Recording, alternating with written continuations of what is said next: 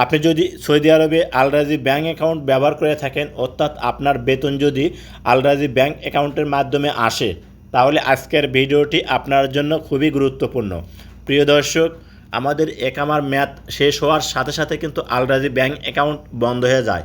পরবর্তীতে একামা রিনিউ করার পর এই আল রাজি ব্যাঙ্ক অ্যাকাউন্ট কিন্তু আপডেট দেওয়ার প্রয়োজন পড়ে। প্রিয় দর্শক, আমরা আপডেট দেওয়ার জন্য যাই কথায় এটিএম বুথে। আমরা অনেকেই আছি এটিএম বুথে কীভাবে আল রাজি ব্যাঙ্ক অ্যাকাউন্ট কার্ডটা আপডেট দিতে হয় জানি না। আজকের ভিডিওতে আমি আপনাদেরকে দেখাবো যে ঘরে বসে কিভাবে মোবাইল দিয়ে আপনারা অ্যাপসের মাধ্যমে আল রাজি ব্যাঙ্ক অ্যাকাউন্ট কার্ডটি আপডেট দিবেন। স্ক্রিনটা লক্ষ্য করুন, আমি আপনাদেরকে দেখিয়ে দিচ্ছি। ভিডিওটি ভালো লাগলে অবশ্যই একটা লাইক করবেন। ভিডিওটি আপনার ফেসবুক টাইমলাইনে শেয়ার করে রাখবেন।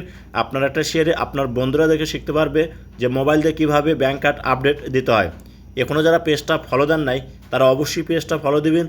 ইউটিউব থেকে দেখলে চ্যানেলটি সাবস্ক্রাইব করে পাশে থাকা বেল বাটনটা অন করে দিবেন, যা পরবর্তীতে আপনাদের অনেক উপকারে আসবে। তো চলুন কথা বলার লাভ নাই, স্ক্রিনটা লক্ষ্য করুন। প্রথমে আপনার মোবাইলে থাকা আল রাজি ব্যাঙ্ক অ্যাকাউন্ট অ্যাপসটা ওপেন করে নেবেন। আপনি যখন অ্যাপসটা ওপেন করবেন আপনার সামনে এরকম শো হবে।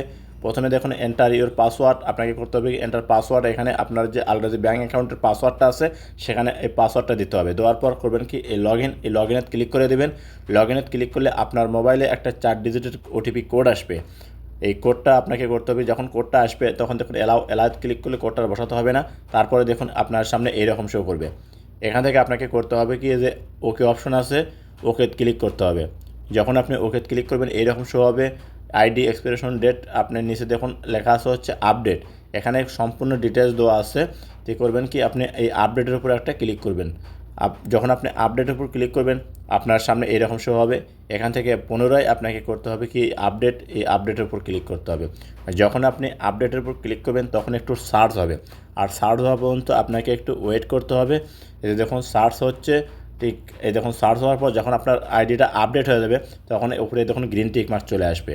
তো প্রিয় দর্শক, এই যে গো টু আপনার ড্যাশবোর্ড এখানে ক্লিক করবেন। এখানে যখনই ক্লিক করবেন দেখবেন আপনার অ্যাপসে কিন্তু আপনি প্রবেশ করতে পারলেন। এরপর থেকে আপনি কার্ড দিয়ে টাকা তুলতেও পারবেন এবং বাংলাদেশে টাকা ট্রান্সফারও করতে পারবেন।